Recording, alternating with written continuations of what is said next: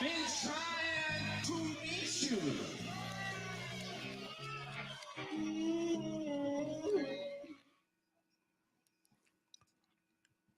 What is up, guys? Hey. Same old, same old. Same old, same old. Okay. Yeah. Is that your band name? Future band. Future band. Okay. Well, let's get into it. It is Wednesday, August 28th. We missed a week. We missed a week. I apologize. I was sick. Happened. But you're feeling better though, right? I am feeling better. I still have this like lingering cold. It's just Yeah. like here, but Shelly and I have been talking, and it's like there is a certain pollen that comes out at the beginning of or end of August, beginning of September. Yeah, there's a cat behind Jim. I apologize. It's long COVID, dude. Probably. Yeah. Well, so we're back live. Oh yay. We're on YouTube. We're on Instagram live right now. We're on all the podcast platforms. Was there a high demand for the live? Yeah. Okay. Always. Also, if you're out there, like and subscribe. See, this is Jim's job. Jim is the like and subscribe leader. We do have a Facebook. Can you dislike? Can you dislike? I dislike you. No, but is that an option to do to things? Probably. Yeah, you can. Yeah, I think so. Ooh. Can't you dislike on YouTube? Yeah. What happens if you get a ton of dislikes? I don't know. You probably get kicked off. Yeah, nothing. Probably nothing. I wish you could get like a neutral. That is just Toby's life goal is just be right in the middle. So if I could get that high up, rolling in the movie cart, that is you. So we have a guest. We do. Oh, right. I've known this guest for, I don't know, it feels like 15 years. You've known him. I met him in 2006. So math it up. I saw him and met him for 2 seconds. Well, 2 seconds. Introduce him, Jim. Ladies and gentlemen, Alan Leper Hampton. Woo! Hey, everybody. Is it Leper or Leper? Whatever you feel comfortable with is fine. I'm never comfortable, but thanks for the offer. Alan, where are you? Welcome, where are you Alan. at? I know nothing about you. Yeah, tell us about you. You tell me everything I need to know. In a nutshell. I'm in Florida. Okay, I'm sorry. Keep going. I met these two guys. My camera's inverted. I don't know why that's so hard. Somewhere. At USF in 06, 07, I guess. I got there in 05. So University of Southern Florida. Yeah, in Tampa. Okay. Which is not in the school. I'm sorry. Keep going. It's in the central. It's in the south of America, but in the center, it is in the center south of Florida. Okay. In the art program there, master's degree, and and then I feel like it's funny because I look back on that time and it was like you two guys and Kitsuro, and that was like my attempt to force myself to socialize. Was like right? was buying a Universal Pass. Oh, nice. Yeah. Kitsro's like overly nice and extroverted, and he was like, "Oh, you should go sometime." And I was like, "You know what? That sounds like just the worst idea ever because I'm not a theme park guy. And I don't like the sun, and I don't like lines." Right, that does sound like a bad place for you to go. And people in general, yeah. But I was like, you know what? I really should. And it was great. It ended up being. I mean, obviously, I liked hanging out with you guys, but also I ended up liking the whole experience of basically simulated realities. Going when we went, because most of the time when we were going when it wasn't super crazy packed, and it was fun. I really enjoyed that. It was always nice to be able to walk away. Yeah. Like when you have a pass, you can just walk you away. Just feel like, okay, I'm right. The fact that I showed up, I already got my line. money's worth. The fact you're there, you're like, I got my money's worth. I don't need to do anything. Toby I and would I show went up to and Universal and Toby and I went to Universal in October in LA at the Yeah. Hollywood one, but it was Yeah, free it was tickets, wild. so we were just like showing up at like 6 o'clock and like was there for 2 hours. It was awesome. I haven't been in years. It got to where I was going every year for Halloween Horror Nights, but pandemic time. hit, and every year over the past 4 years or whatever last few years that they've had it, the houses have just looked like absolute dog shit. So, I haven't gone. The last time I went was with you, I think. Was it really? Mhm. Yeah, the last time I went, I think it might have been the year before pandemic. I can't remember, but they had a killer clown house that was fucking perfect. That's one of my favorite, old B horror movies, and it had everything from the movie, and it was like super well done. I really enjoyed that. But yeah, so yeah, USF, and then I came out there. What was it? We said 10 years ago, basically 2014. And did a solo show at RimCAD, Rocky Mountain College of Art and Design. Yeah, which was I don't know how much you guys know about me in that period of time, but that was like a real super insane period of time for me. So like coming out there and doing that show was really interesting. I think it's like creatively the best thing I've ever put together. And I really liked it, but it was such a weird show, and all the circumstances around it were really bizarre. And it was kind of like the last time I really spent a lot of time being creative. I kind of gave up after that. What have you? So what have you been doing since then? What do you do? Who are you, Alan? So I teach, but that's just a job. Okay, again, I'm sorry. I do too. Yeah, it's a little unfortunate, especially these days. I mean, we could spend the whole podcast talking about how shitty students are these days, but I'll definitely bypass that one. But yeah, I kind of had a bit of a falling out with the creative process in general, and that had been coming for a few years. I had noticed that a few years prior to that, and it just kind of been it was definitely on its way, and I could tell it was on its way, and then it hit. So right there at that show was the end of a long-term relationship, and just like the most awful like TV movie style version that I would have never thought could have possibly happened to me. And so all that happened at the same time, and it was just I ended up moving. When I came out for the show, I was basically living in Alabama. And then after the show, I moved directly back to Florida. So it was like all that happened in just a couple of weeks right around the show. And so I've been back here ever since. And it was wild. Yeah, I moved back, and I kind of spent a couple of months being like, because my creative process was always I worked really fast, and I did a lot of pieces in a short period of time. And it was all under the umbrella of whatever the show that I wanted to make, like some sort of solo body of work.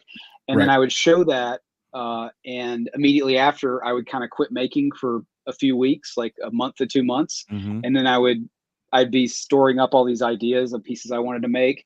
And then after a couple months, I would just get right back to it and make the next body of work. And a couple months later, I didn't really want to.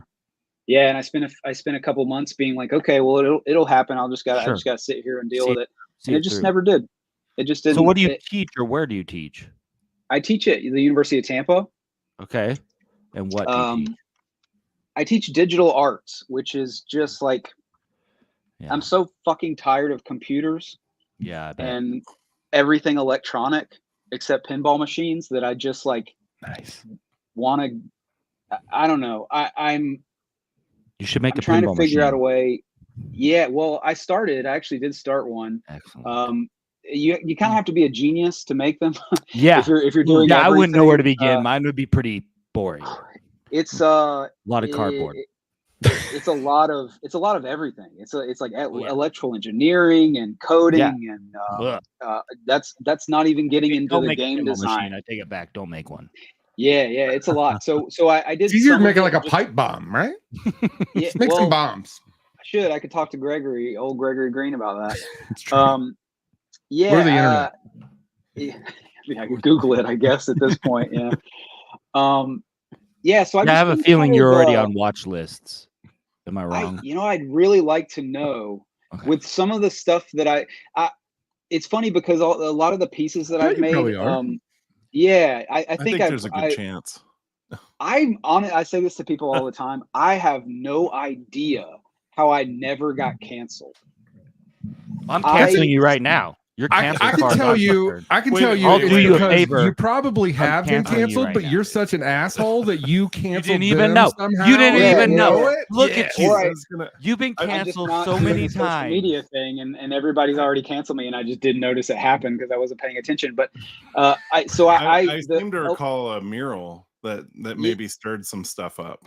Yeah, I made and you can still kind of find that if you look hard enough, and some other stuff, and that's obviously shit that like everybody loved that thing, right? Like that piece in particular, and some other stuff that I made that was like right below that, but in the same vein. And it's funny because that shit, like if I had made it any time in the last 4 or 5 years, like no. I've been run out of town, like literally probably run out of town. I'm scared to ask what it is. Should I not even ask? I mean, yeah, you can ask. So, man, this is where I get canceled from, isn't it? Yeah.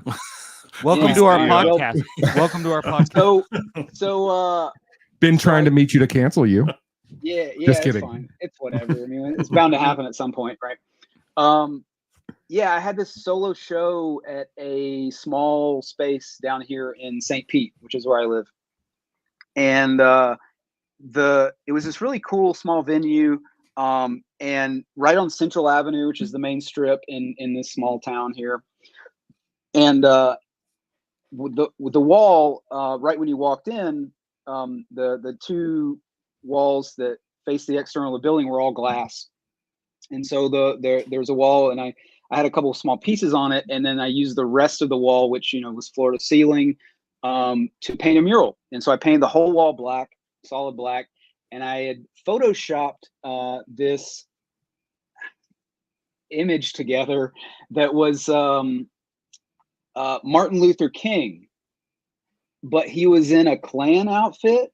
Okay. And he was like removing his hood, and it's like this classic photo of him laughing. There's not a lot of those, but I found one. And then the whole behind him is just solid black, and then in the distance there's this like enormous burning cross. And I spray painted the whole thing. It was all aerosol mural installation, right? So inside the space, and it came out great. And the way I did it was I installed the show over a period of 4 or 5 days, nights. And because the reason I said that the two walls were glass is this strip is like the 600 block was the biggest part of town, like the most bustling part of town essentially. And I just left the door open. And so the 2 or 3 nights that I was painting this thing, it was just constantly people coming in and being like, after the first night where I got everything kind of laid out, people coming in and just be like, what is this? Mm-hmm. And good question. And I had, plenty of white people, plenty of black people, like a pretty big range of people coming in and being like, not really knowing what was happening, and kind of like not being sure if they should be offended or not, which was great. Like that was kind of like, I was hoping to kind of ride that line, and the goal wasn't to offend by any means, but to, pose some questions and anyway, so the opening happened. It was great. Everybody loved it. Pretty good reception. The show was up for, I want to say, almost a week. And I woke up and got a phone call from the guy, the 2 guys that ran the space. And he was like, hey, we're the guy who owns the building, meaning the city block, he owns the entire city block. He called us up today and told us that somebody let him know that this mural existed and was a part of the building. And he told us that he was going to cancel our lease agreement if we don't immediately paint over this thing. Okay. And and he was like, I don't really want to paint over it. You know, it's art, and I understand it's, you know, the situation behind it, and there's no ill feelings behind it, but I don't know what to do. And I was like, just tell him okay, like, you know, it's totally fine. I half expected something like this to happen. It's totally fine. I was like, I'll come down there immediately and paint over it. And it was like a Saturday, I think. And so I hopped in my car and grabbed my bucket of kills and headed down there. And it was funny because the Megan Voller, I don't know if you guys remember her from Creative Loafing, was there. And I don't remember if she had contacted me and I told her I was going, or she just happened to be there or what. But she ended up talking to me, and I did this interview with her while she took photos of me whitewashing over Martin Luther King. And turns out it was a guy there was a guy on the block who had a shop, a local artist who I actually knew. We were acquaintances, friends of friends, basically, local drug dealer. And I don't do drugs. I just say that because it's context for the situation. But he saw the piece and got super offended, and as far as I know, was the only one that actually got offended by the piece. And he was the one that emailed the owner of the building, because he knew him, obviously, because he rented a space. Never contacted me, never talked to me, right? And so to try to get context or understand what you were thinking. This guy's not a layman, right? This guy's an artist. So his shop was a quote art shop. By art shop, it was just like a dude that painted shoes. I don't know. Whatever. Like I'm not gonna shit on what he does, but he wasn't what I would call a fine artist, right? Like a gallery artist. Right. So so I'm there with Megan Voller. She's asking me these questions. I'm explaining the piece, the context around it, what I was trying to communicate, all this stuff, and you know, whitewashing over this black man. And the dude shows up. I don't remember if somebody contacted him, if we just happened to be walking by. I don't remember, but he comes in, and I was like, "Hey, man, I heard you like narked on me to the to the authorities or whatever," which is incredibly ironic. You want to talk about it? And he's like, "I don't know, man. I don't know." And I was like, "Well, what do you have any questions?" And I remember we ended up having a conversation in front of Megan Voller, and I talked to him for 20 or 30 minutes. I explained what the piece was about and what I was trying to do, and at the end of it, he shook my hand and he bought one of my pieces. What? And he left. That's amazing. Yeah, and I was like, "Damn, dude, we Yeah. could have done that already." Yeah, like, right. And if you just talk to me, Could have saved some pills, man. Yeah. You had to buy another can. But you know, like the story is worth a lot more exactly. than the actual piece existing for the month it would have been up Yeah. anyway. And I have that photo of me whitewashing that thing, which is just beautiful. The photo's great. Yeah. So so it turned out great. It's funny, you know, how everything's so progressive these days, but the reality is that everybody was much more accepting 5 years ago than they are now. And the fact that I could do things like that and have people just come in and not like punch me, but just ask a question and then have a really nice, like, intelligent conversation with me and then shake my hand and leave. I don't know, stuff like that. That would be so difficult and maybe impossible to do today. That it's a little disappointing, but I mean, your work has always been something that fueled questions. I'll say that. Yeah, hopefully, you know. Yeah, I have one of And your anaglyph prints in my office. One with the snake the and the yeah, 3D one. that's from that show. Uh-huh. So I made that at that show. Yeah. Yeah, I always had I've always felt, I don't know, outsider is, I feel like, not hyperbolic enough for what I want to describe. And it's actually gotten a lot more, a lot crazier in terms of the extent to which that feeling exists in me these days.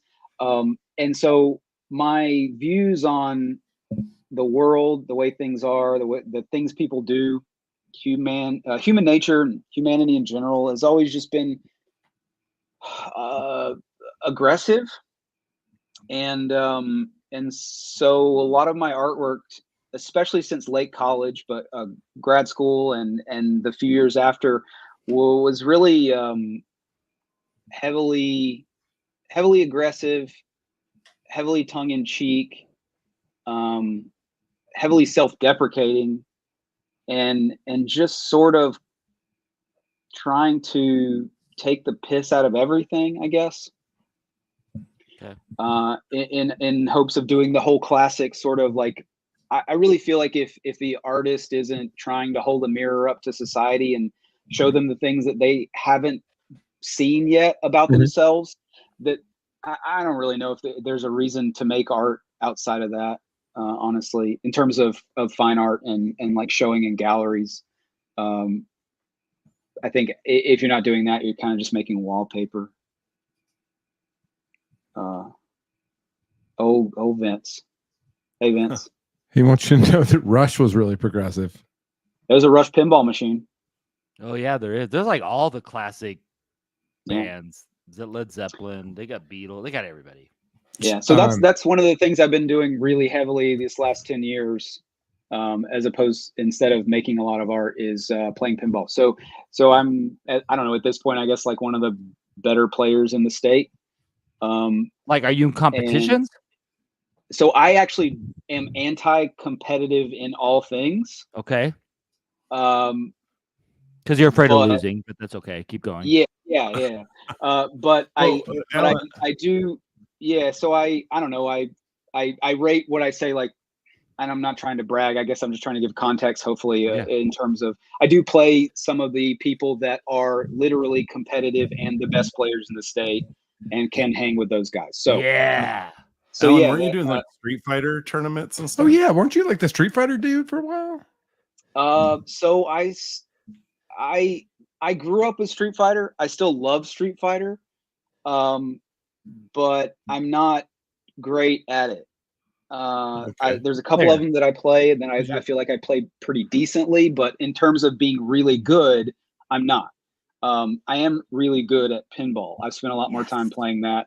But Street Fighter is more of that thing. Like, I'm sure you guys all have nostalgic games. It's this nostalgia that never went away. It's just always been there. So my current car is a 2010 Scion that I got a couple years ago, and I painted Chun-Li on the back of it. Chun-Li, that's my player. Yeah, there you go. So the car I had before that is a 25 Toyota Matrix. No one cares, Toby. No, they do care. The world wanted to know who I would pick every time. Yeah, who your main Chun-Li.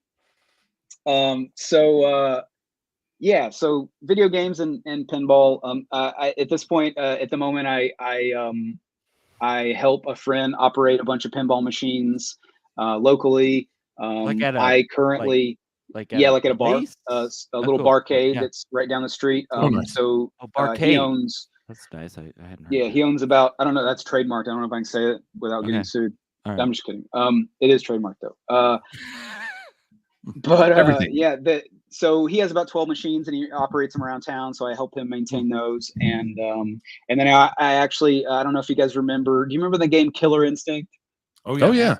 So that's like when I was little, I was a mall rat, and I would get my parents to take me to Eastwood Mall to go to Diamond Gems, and my mom would give me $5 to eat and to play games, and I would go to Sneaky Pete's Hot Dog and get a 96 cent, whatever. It ended up being like $1.04, I think. I would get a hot dog, plain, and a cup of water because it was free, and I would use the rest on tokens to play Street Fighter 2, Mortal Kombat 2, Killer Instinct. No. And Killer Instinct was always my favorite. And I actually just about a month ago bought a original Killer Instinct upright arcade cabinet. Oh, nice. And so I'm operating that at this place as well. And that was kind of like my I don't know what you guys like, what your 13-year-old self, like what the pinnacle of your 13-year-old self thought you would never be able in your life to have happen, but that was like the ultimate goal. Like this was it. That was it. It's like owning an actual Killer Instinct arcade cabinet. So that was my you know, I'm a middle-aged man now. Like I can just go do this and it's not a big deal kind of thing. Yep. Yeah. What, what's your favorite pinball machine? We're getting my favorite pinball machine. Yeah. So I usually just tell people that are asking me, especially if they're in the scene, my favorite pinball machine is whatever the newest one is, because I haven't learned it yet. Yeah. So instead of being competitive, what I tell people is I'm actually cooperative. So my thing with pinball is learning the machine in and out really well within the first like 2 or 3 weeks. And then I teach it to everybody that wants to know. So all my pinball friends who are pretty high level as well, I found that my strength is learning the games, and is learning the games in turn. I don't know. I guess a lot of people that might be watching this are familiar with pinball, but maybe aren't a pinball player. So one thing that a lot of people don't know is every machine is actually different. Every machine has its own specific rule set to that game. Usually is created to actually mimic the property that it's showing, right? So there's a Lord of the Rings machine, for example, and there's a multi-ball for each of the 3 movies, right? In the Fellowship of the Ring multi-ball, your goal is to actually shoot the ramps and get each character from the movie across the bridge fighting the Balrog, right? So there's a Balrog toy that pops out, and you're supposed to shoot a ramp to get a character across, and then you hit the Balrog, and then you shoot a ramp. And every time you hit a ramp, one of the character crosses, and they actually cross in the order that they crossed in the movie, right? So it's like, oh, this character's first, and this, you know, it's like, so these games are set up to be like specifically very in sync with the properties that they're portraying, and in addition to that, there's this incredibly intricate rule set that accompanies a lot of the newer games, and that's my thing, is kind of like systems analysis, like going in and saying, okay, what's happening here, what are these really complex rules, and how can I break them down and teach those to people, sometimes even as they're playing. So that's kind of where I really found that I excel. For a while down here, I was doing what I call the pinball social at a local my buddy's local barcade in Tampa, where I basically just ran a bi-weekly event where it was like, if you want to learn how to play pinball, because it's a little intimidating, it's hard to pick up, you know, you put your dollar in, you play 3 balls, it lasts like a minute and a half and you're done, and you don't know what happened. Right. So it's kind of like, come out and I'll explain a little bit about like beginner goals, how to do stuff, how to shoot things, how to read a machine, how to understand what maybe to do when you walk up to a brand new game. And there's lots of that stuff that you can learn really quickly that immediately makes the hobby like not nearly as intimidating to get into. Some of those new ones with there's a lot happening between the screens they've now added, right? Like the technology, where I get really overwhelmed, admittedly. I'm a little better part of the point. Yeah, absolutely. And I get it. I bet there's a learning curve. I'm better a little bit more old school. My dad has like the original. You're not good at bowling. Simpsons. No, I'm not good at bowling. We're not talking about bowling. That's like pinball. You're not good at bowling. So do you mean which Simpsons game? Like the really old one? Like there's a Data the East original one? Simpsons one. Yeah, he's got that one, and I love it. the NSYNC pinball game. No, I don't think there actually is an NSYNC pinball game. There is an Apollo 11. Didn't one of the NSYNC guys want to go to the moon? I think so. There's an Apollo 11 one. Maybe that's pretty close. Who's There's the maybe one that's like a total asshole? I just watched some documentary about him and his brother. Aaron Carter. Timberlake was in sync, right? Justin Timberlake. Oh, maybe I got Backstreet Boys in sync. Yeah, it's easy to do. They're the same diff. Yeah, who knows? Alan, there's a gay one. I remember the place where that's the one that wants to go to space. Sorry, go, Jimothy, go. Oh no, I was just curious if the barcade was the Lowry one or was yeah. So that's my friend Robb's place, Lowry Barcade in Tampa. I used to live down the street from it. Yeah. So over the past 5 or 6 years, I guess, I started going there with some friends. Eventually met Robb, the owner, through them, and then over the last few years, I've helped Robb kind of, revamp the place, I guess, by doing a lot of mural work. We kind of totally painted the inside of the place with a fair amount of my stuff, and then some other local artists as well.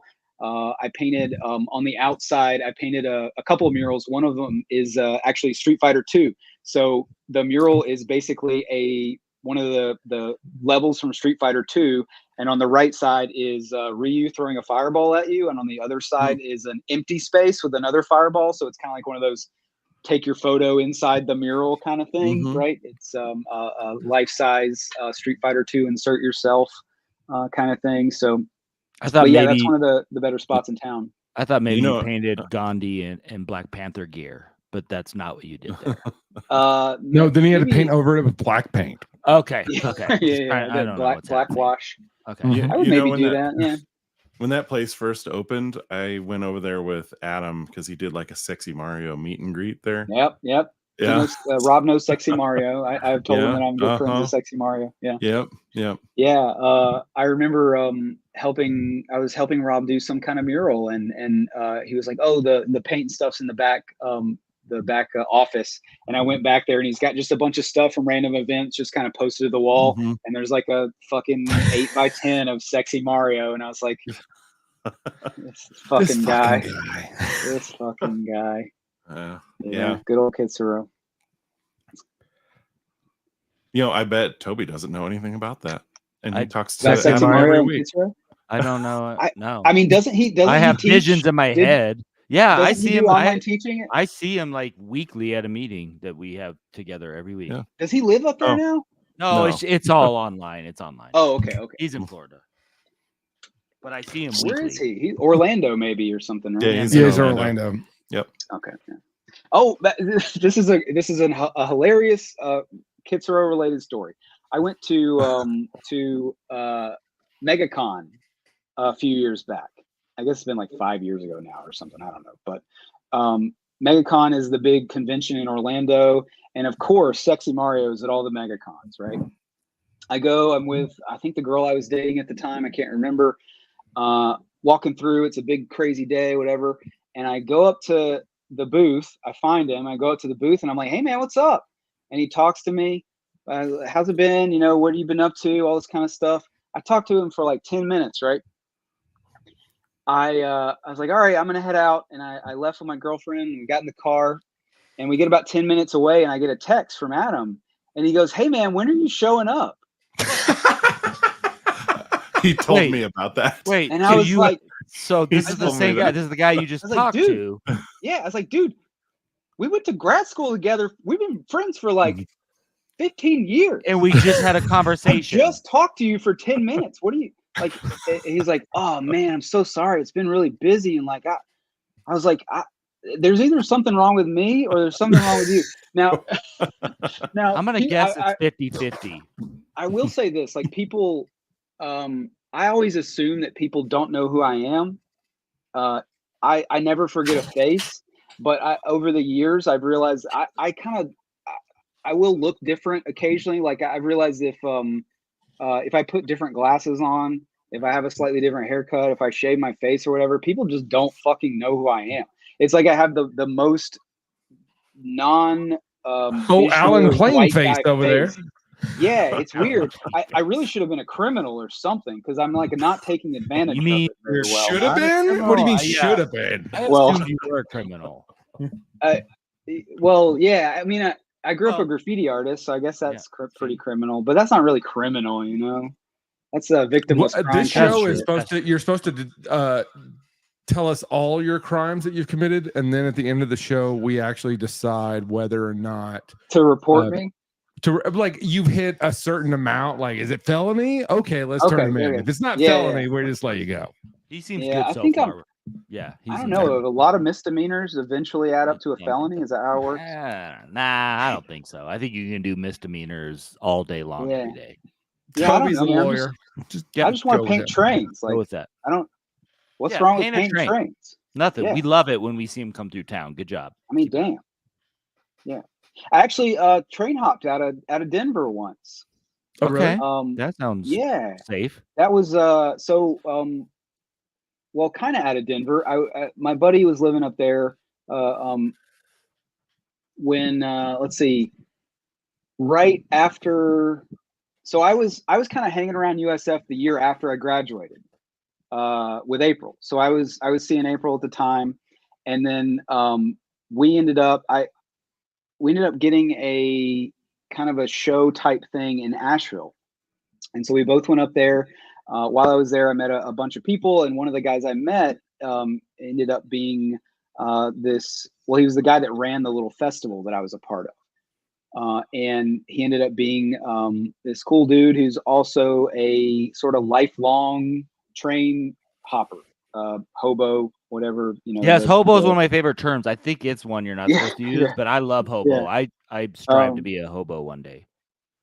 And I have grown up a train kid all my life. My dad was a brakeman for CSX, and I grew up around trains. And then when I hit my teenage years, I started painting trains. And my entire life, I wanted to ride the rails and be a bum. But I've always been a little too apprehensive to do it myself. I'm a risk taker, but like within limits, and that's a thing where I just like, I don't want to do the wrong thing and get cut in half kind of shit. So I met this guy and I was like, I want to go out sometime. He's like, yeah. Okay. So a few years later, it ended up making it work. And he was living out in Denver at the time, doing, DC, Dark Continent, classic. I went out to Denver, met with him, hung out for a few days with him and his crew. And then we were supposed to sort of catch a train out of Denver and go all the way to San Francisco. And we ended up, the day we were going to catch out, we headed out to the yard, and the scheduled train wasn't there. And he was like, all right, well, we can't head out of here, but I think same train should be, or maybe it was a different train, should be heading in the same direction, same destination from Cheyenne. And so late that night, he had a friend of his to drive me and him and two of these other guys up to Cheyenne, Wyoming. And he dropped us off at the whatever yard it was. I can't remember what company it was, just in a parking lot. And we kind of walked, hopped a fence or walked around a fence, I can't remember, and walked right into the yard and kind of sat off to the edge of the yard and watched trains for a minute. And he was like, all right, well, I think this one should be coming through soon. And a train rolled through, and he back then, I don't know if you can do this now, but he made a phone call. There's numbers you could call, they're made for the people that work on the railroad to be able to call and type in the number of the train you're looking at and see where it's going, and figure out all the details. And so he did that, and he was like, okay, this is the train that's going where we're going. And we just hopped right on. It was kind of amazing, actually, because we sat in the yard less than 10 minutes, which is not really something that happens. Usually you're there for a really long time, but hopped on the train. We ended up on what they call a Viking boat or Viking ship. I forget. It's basically a a flatbed that they use to transport intermodal containers. The intermodal containers are the ones you see that are on ships, and they put them on trucks and whatever. So they put these on trains as well. It's a real low flatbed, and then they can stack 2 sets of 2, so 4 total. And this basically it's flat, and at the ends it comes up in a U shape, so it looks like a Viking ship, right? It has those big half U shapes at the end. And the way that half U shape works is if you're in between 2 cars, so the 2 cars meet at the knuckle right there like that, and then at the end of the car there's like a platform on both sides, and the platform is, I don't know, 3 foot by the width of the car, so whatever that is, like 5 foot wide or so, and it's big enough for 2 people to sit on pretty comfortably. And so we had 2 people on one, and then the knuckle where the cars attach, and then 2 people on the next car. And we happened to be lucky enough to where we got on these where they didn't have 4 container cars, they had 2. And what that meant was we could sit on that platform and be totally concealed by the sidewalls. But when we stood up, the top of the intermodal container came to right here. And so we could stand up and see everything that was happening without anyone really being able to see us for the most part, unless it was just broad daylight and we were going through the city or whatever. And we went from Cheyenne, Wyoming. We got on at like 2 a.m., something like that, and rode through the middle of, the rest of Wyoming and all the way down through Salt Lake City. And it was like the most like beautiful, surreal experience I've ever had. I've gone one time since then, and it was equally as good.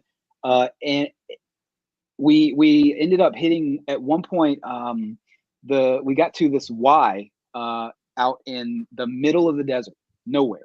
There's no lights. It's almost sunrise. And we got to this Y where two lines sort of come together, and they stopped the train because there was another train that was coming through that had priority. So we pull up, we stop, and it's clear that we're going to kind of be there for a few minutes. We're far enough back in the train to where the people in the engine have no idea we're there, and they won't be able to see us. And so my buddy's like, hey, we can kind of get out and walk around and stand on top of this thing, do whatever we want to do. And we ended up being there for about 20, 30 minutes.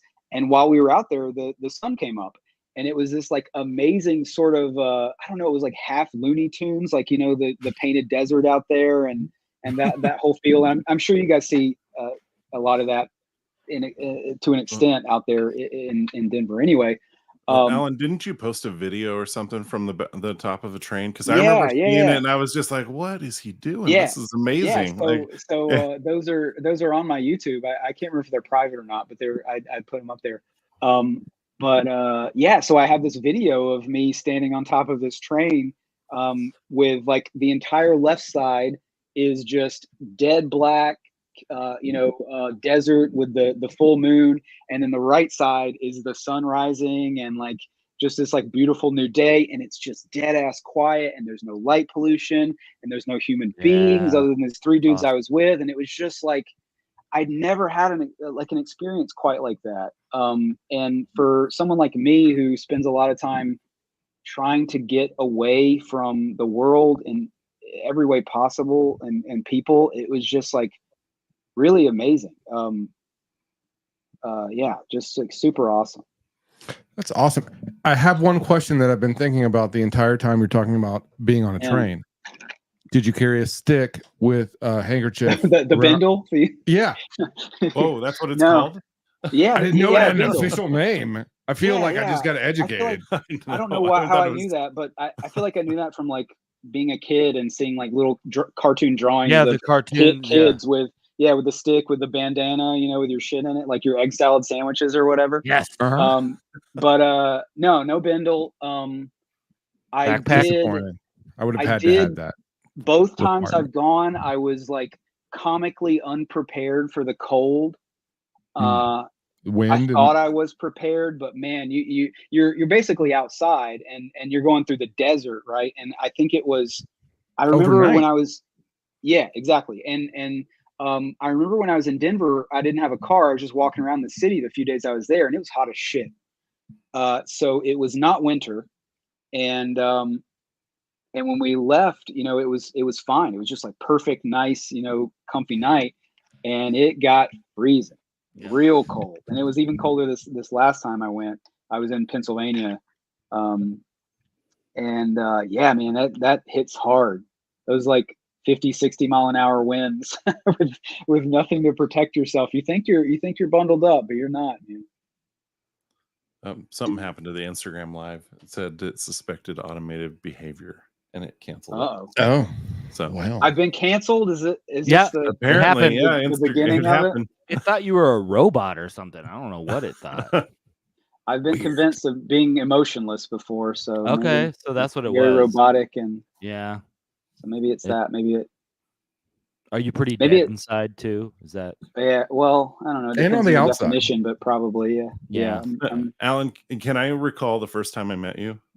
Oh yeah, I don't. So I'm not sure I remember. So once you tell me, I might remember. But so I came to visit USF. I hadn't accepted yet, and I showed up. I think it was like grad seminar, and it was your turn to present a bunch of prints. That was I wanted Raft of the Medusa. Was it? Yeah, the Raft of the Medusa. Yeah, and giant print. And Mernette was there, and you started talking about how you're using like animals to represent this and machines to represent that, and you just had the whole room kind of like there was a lot of agitation amongst the group of grad students, and I remember just seeing like, wow, this is really cool, it's really well done, and it was just a really fun experience to kind of see everybody kind of, well, they were kind of turning on you, but you were defending yourself pretty. Do you remember what the agitation was about? It was about gender and how you were using certain symbols to associate. Yeah. Oh, they probably, it was probably bullshit where it was like, oh, he's oversimplifying, or like he's being sexist. Like, I mean, obviously, as a white dude, like, I think this was before everybody went like totally insane. But doing the stuff I was doing, like, I remember that happened a lot. The second and third year, I felt like, and I really leaned into it a good bit as well when I saw it happening.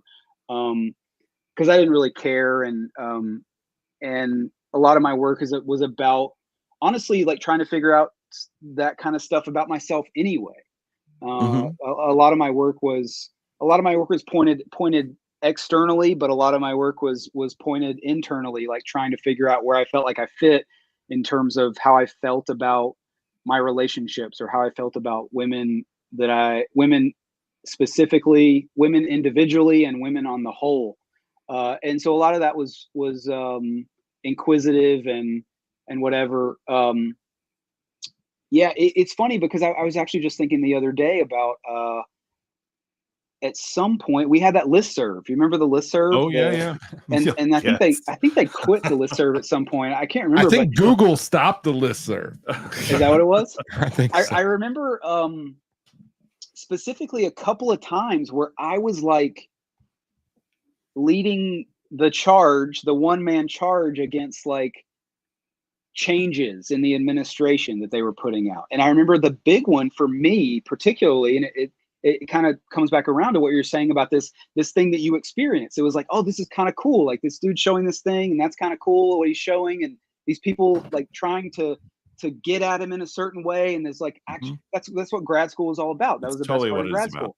And I enjoyed that. I always felt like if I couldn't defend myself, then I was fucking up, and I should be able to. And I felt like all of us should be able to. That was the reason we were there. Like, if we couldn't do that, we were not good artists, and we didn't deserve to graduate.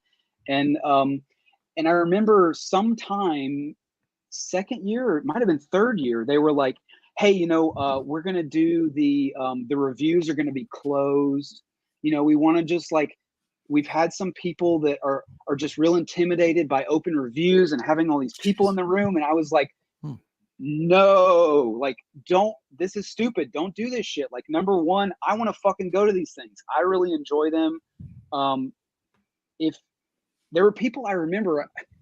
I won't name names, but I remember people that were like crying during reviews, and they were crying not because was it It was Jim. It was yeah, Jim broke down in tears. No, yeah. I remember Jim does cry on like I can make Jim cry in about 2 seconds if you want. I don't think it was me. I don't think it was me. They couldn't stand up to scrutiny, and I don't know if that was because, you know, you could say like, oh, your work's really personal to you and blah blah blah, and that's, of course, you know, mine was too, right? It was super personal, hyper personal. But the fact of the matter is if you're making work and you can't stand up to people saying, I don't like this because of this, or I think this is failing because of this, and you can't say, okay, maybe that's right, or no, it's wrong, and here's why, like, I don't know, get the fuck out, like, quit making art. So I really wanted those to continue, and I was really bummed because they just kept getting more and more closed. And I remember my third year, like, I'm graduating bullshit. We had the MFA, right? That was the year that they gave the MFA to all of us, and we had like 20 foot of space or whatever. It was the first year that they kind of screwed everybody over. And I remember very specifically making mine public. And I was like, hey, if anybody wants to show up, grad or undergrad, whatever, please come out.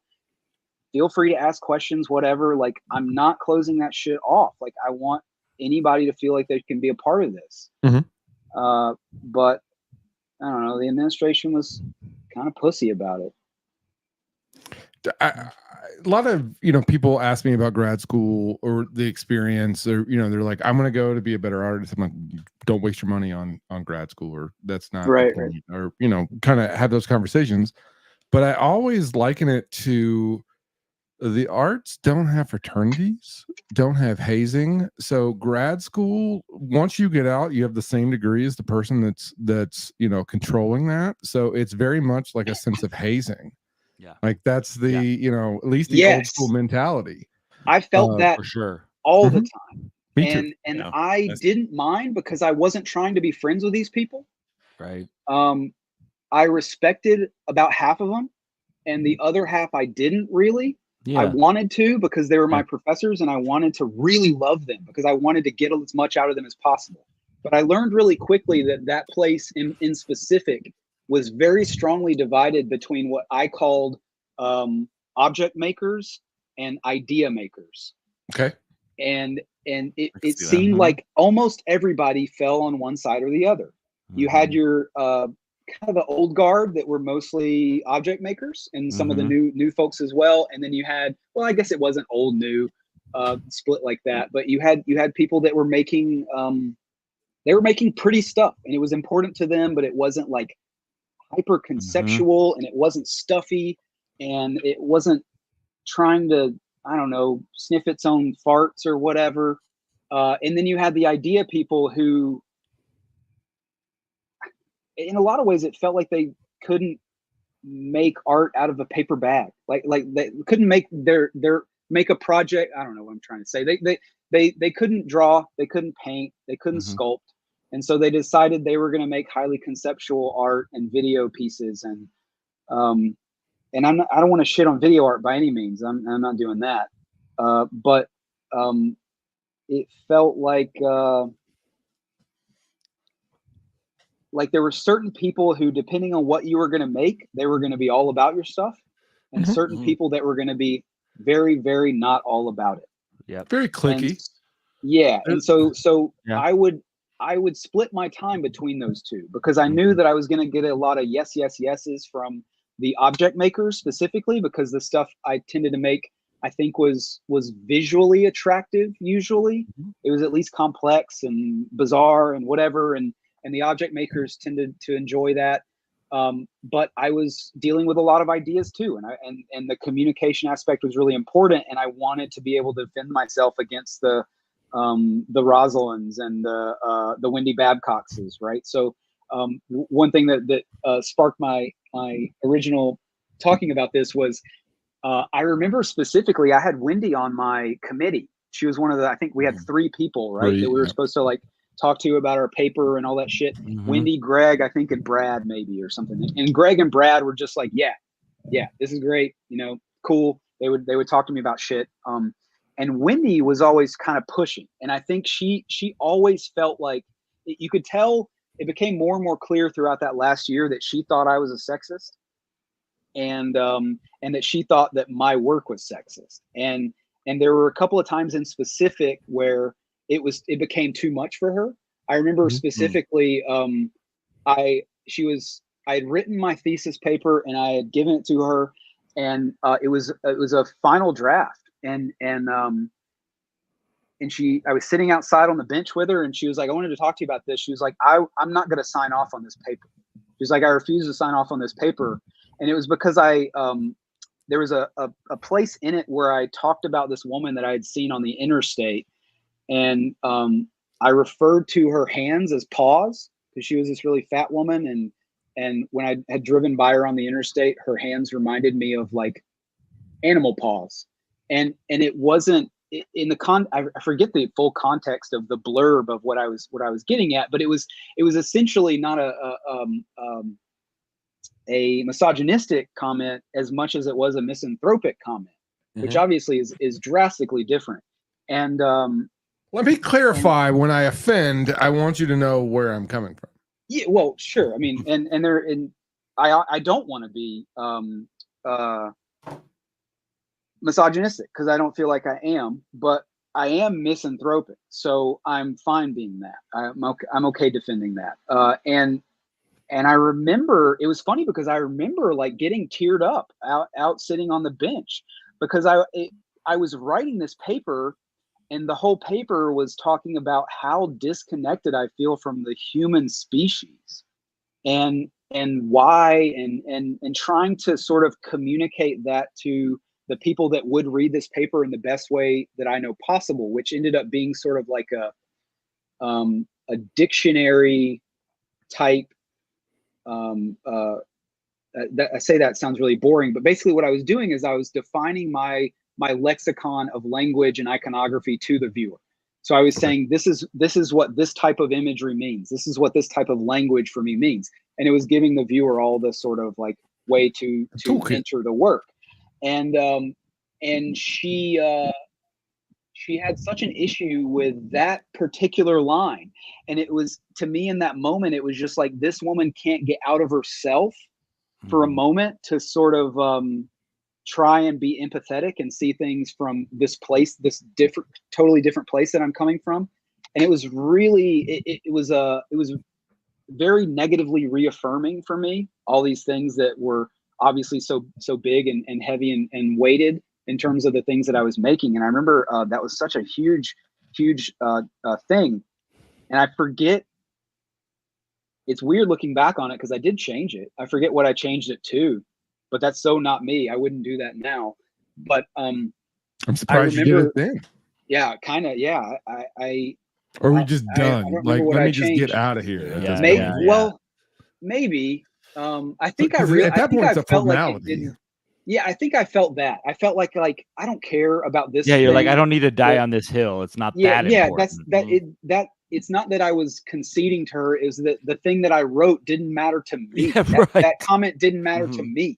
Yeah. So it definitely shouldn't have, that kind of thing. Yep. And I remember Gregory pulling me aside later on. I want to say it was before or after my review, and telling me that was the best paper he had ever written, or he had ever read. Because it's the only paper he had ever read. Let me throw that out. That might have been it. But I was like, okay, well, that's like a little bit of validation in terms of I didn't need the attaboy, but I did enjoy having people tell me that when they read that paper, like, I see a little bit now of whether I agree or not. Like, I can see where you're coming from. I see this like line of attack, and like a little bit more about where you exist mentally. And that was good to have. I don't know if it really did anything, but it was nice for what it was. So, Alan, I remember the first time I met you, and it was so significant. You probably don't remember, but I had moved in. I think maybe I either moved into your old studio or something, but you had to come in and pick up some fetal pigs out of the fridge. Yeah. And Yeah, it was I like kept, 2 years after you graduated or whatever, and I like in opened the a fridge, and freezer. somebody's like, Yeah, oh yeah, like the freezer. Someone's like, oh, So Alan will show up and get those at some point. I brought my own fridge. Okay. So I had my own mini fridge because I had animal parts and Blood. there was blood constantly in it. So I had this, I separated, you know, because we had an actual, I think, full size, and then it became a mini fridge at some point, I think. But I tried to be generous and you know, concerning of other people's well-being to a certain extent anyway. And I was like, I'll just get a separate fridge because I don't want anybody to feel super weird about this. So that small fridge had animal parts and a gallon of blood at all times. You could I found out in grad school you can buy a gallon of blood for $7 at the Mexican restaurant, right? Or Mexican at grocery. the what do they call it? The House of Meats. On Yep, House of Sly Meats. Avenue. Meats. Yep. Yeah. Right over by Bose. Right. Yep. So yeah, you can get, I mean, maybe I don't know if you can anymore, but I went there and Inflation. I was like, it's probably 12 I was bucks. like, Yeah. I was like, that's the only butcher I know of in town. And I was like, I'm just going to go and like make a weird scene and ask them if I can have blood. Because I'd come up with this idea that I'd been having all these relationships where I was realizing that what was happening is I was slowly acclimating myself in the relationship to situations that I didn't enjoy and that were very uncomfortable for me and were kind of gross in a sense. Like talking. And I was sitting, no, I like talking.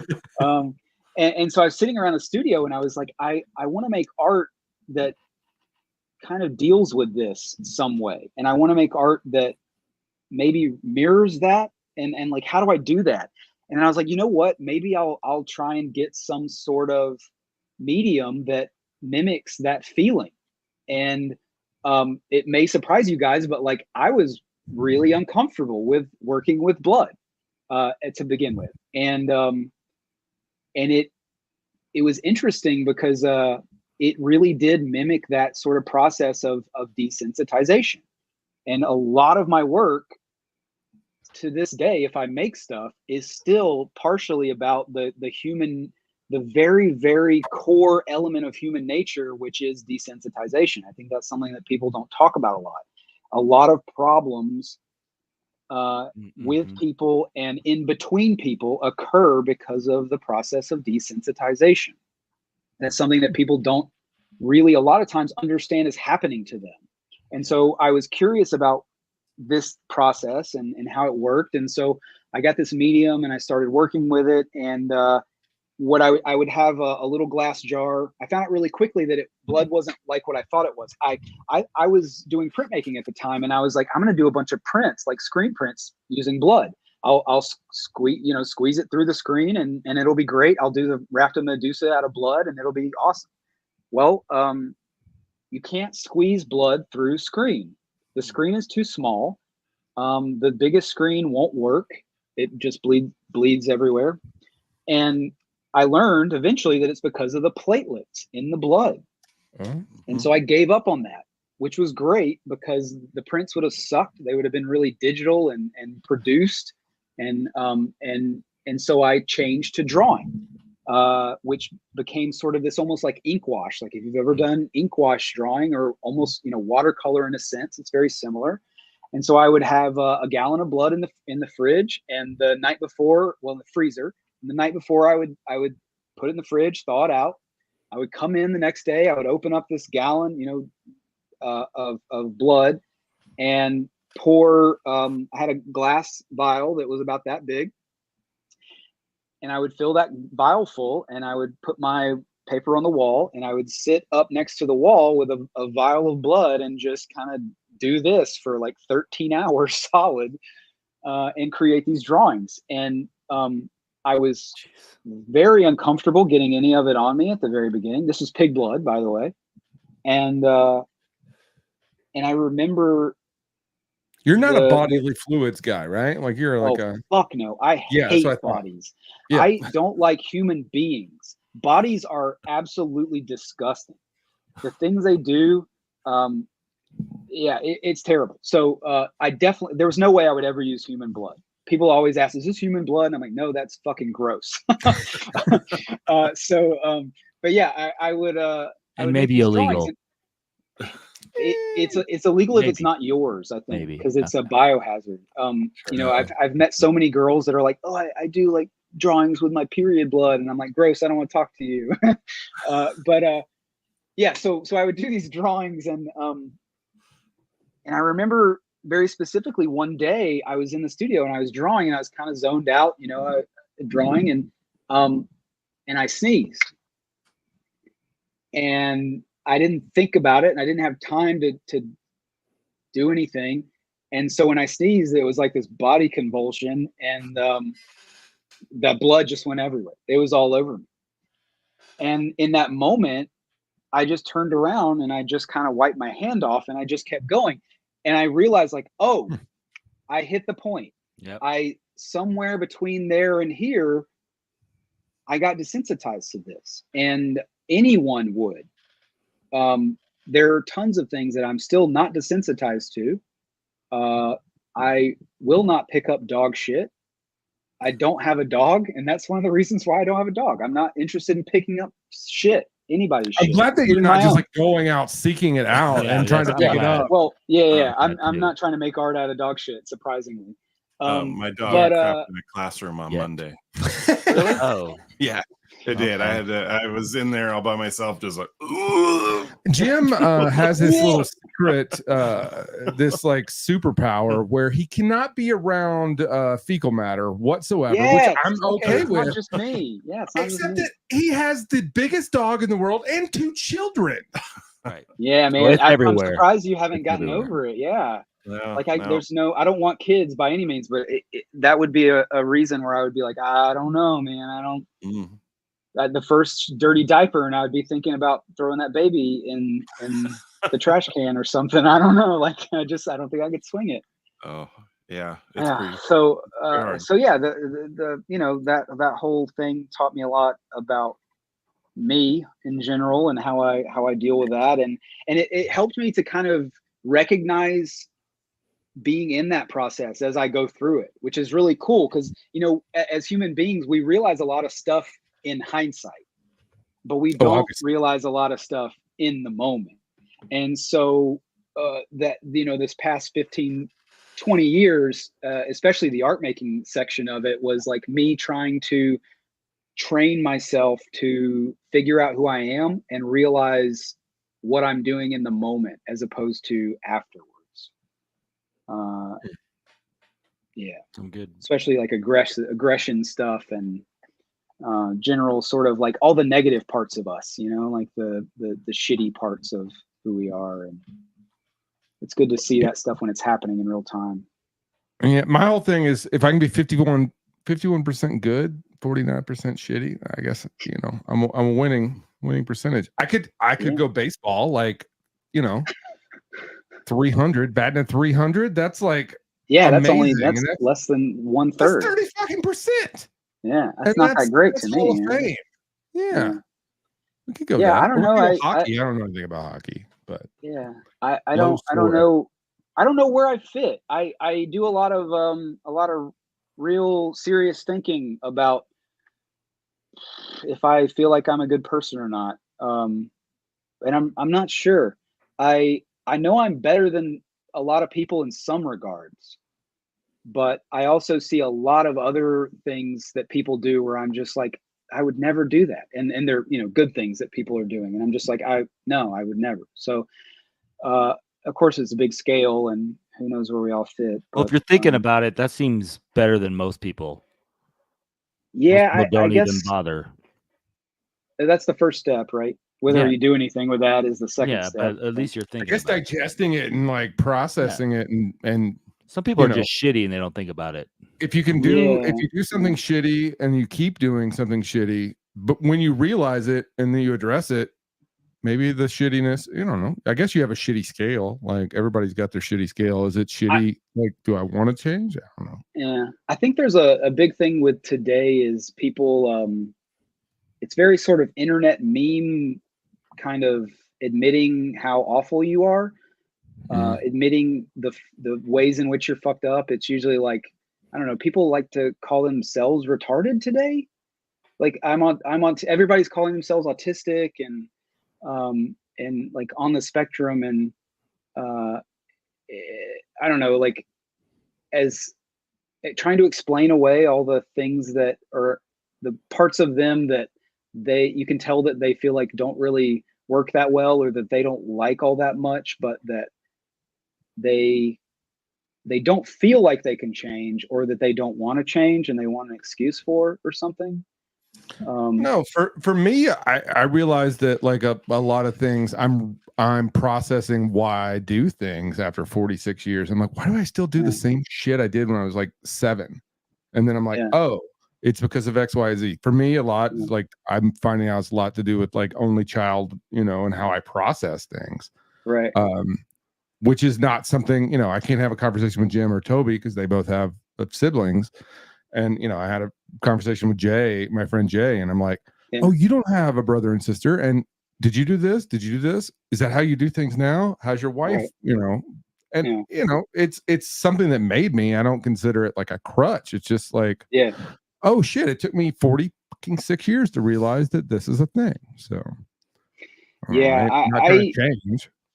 I'm maybe to a fault kind of a person who will always lean towards personal accountability. And I don't mean that, I definitely mean it about myself, but I also mean it in terms of applying it to others as well.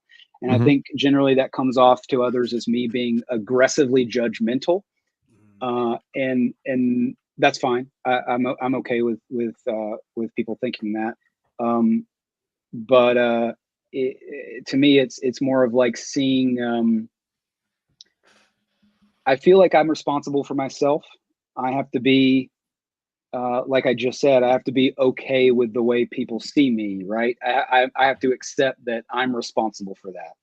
And in the same ways, I feel like other people are responsible for their behavior. And there's so much today with language in terms of like kind of skewing language or manipulating language in order to kind of get out of social responsibility and the responsibility of being a responsible human being in general. Philosophically speaking, I guess that's just kind of, I don't know, gross to me. It's like fecal matter. Jim loves the fecal matter. No, I do not. I get it. I mean, I can't argue. Alan, I think you're a cool dude. You're a good dude. I appreciate it. I always thanks for being on. Have enjoyed our conversations and enjoyed what you're up to. I always, we hadn't kept up with each other very often just because life happens, but I don't keep up with anybody that doesn't that I can't see every day. That's I guess it's weird because if I have anything that's autistic, it's the fact that it's like maybe it's like a what do you call it when something you can't see something and it doesn't exist? Object impermanence kind of thing. Yeah. It's not that bad, but I've always had a really difficult time keeping up with people that aren't in the same physical space as me. Makes sense.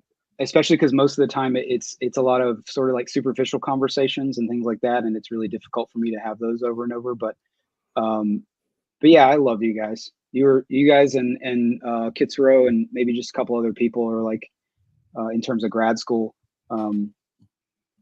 Definitely my favorite people out of there.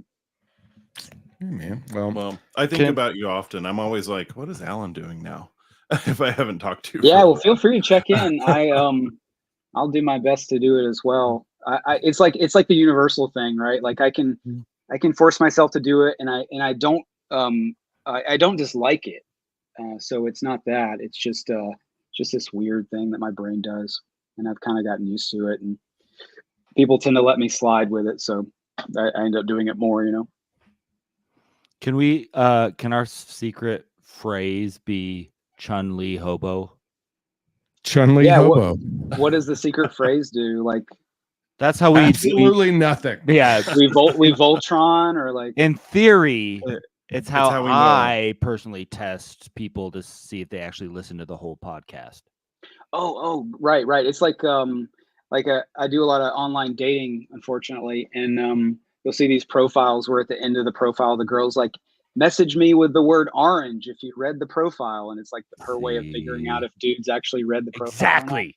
Yeah. Okay. It's the same You thing. can test the viewers. Yeah. Yes. Yeah, because I don't trust anybody who says like I listened to it. I'd be like, why? But also then prove it. But Toby's never actually doesn't know where the podcast is, doesn't know No. the name. I know that. Basically. Yeah, I know the name now. I mean, Could you pick it up in the lineup? Yeah, I could. Yeah. Okay. But Alan, thanks for coming on, man. You know, I appreciate you guys having me. We And will letting have me you rant. back. We love just chatting, getting to talk to people and all that fun stuff. So man, thanks for coming on. And Yeah, of course. I will look you up when I get back down to Florida. Yeah, for sure. We'll take a trip over and see Kids Row maybe. Sounds Or like we a could plan. do something fun if you want. Either way, you know. Without him. Yeah. Exactly. Or something fun. Or something fun. Yeah, either way. Awesome. Well, yeah, good to see you, and we'll see everybody next week. All right. All right.